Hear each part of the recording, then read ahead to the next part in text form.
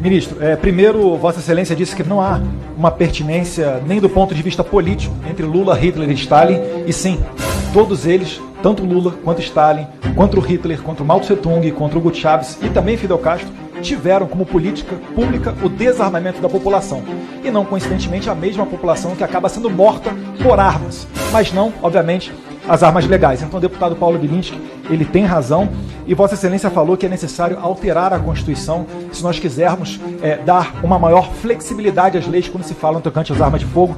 Gostaria de lembrar também a Vossa Excelência, que é conhecedor do direito, juiz que ainda nos anos 90, ou seja, sobre a égide da Constituição de 1988, para você comprar uma pistola ou um revólver numa loja mesbla, você apenas apresentava a sua carteira de identidade.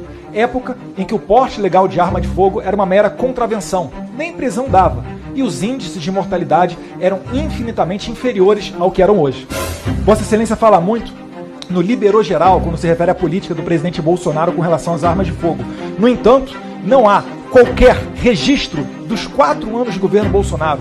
Eu estou falando aqui de 2019, 2020, 2021 e 2022, onde tenham ocorrido mais homicídios do que todos os anos anteriores de desarmamento. Então, quando se quer falar em armas de fogo, você tem que ter a ciência de que mais armas legais, elas contribuem com menos homicídios. É mentiroso o que o deputado anterior disse, falando que deveríamos ter mais livros. Ora, se nós retornarmos ao 8 de janeiro, né, e os policiais aqui da casa, ao invés de terem armas, tivessem livros, certamente os danos seriam muito, muito maiores.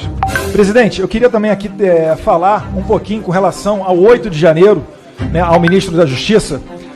Por que, ministro, parlamentares da esquerda, do PT, do PSB, partido de Vossa Excelência, iniciaram a coleta para as assinaturas, ensinaram a coleta de assinaturas para uma CPI e depois, por orientação do governo, retiraram? Por que, ministro, a esquerda e o governo não querem uma investigação profunda sobre esses atos, já que eles são tão danosos? E ainda mais, por que, ministro, foi decretado o sigilo das imagens do Planalto? O que elas teriam para revelar essas imagens, ministro, que elas não podem vir a público?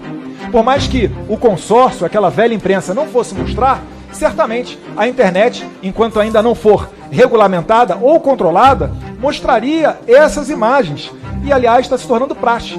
Vide, né, presidente, que aqui, antes de iniciarmos essa sessão, foi feita uma questão de ordem pelo líder do governo para impedir a exibição de vídeos nessa audiência, que certamente enriqueceriam. Então, o discurso realmente não convém tanto com a prática. As perguntas que eu queria fazer a Vossa Excelência.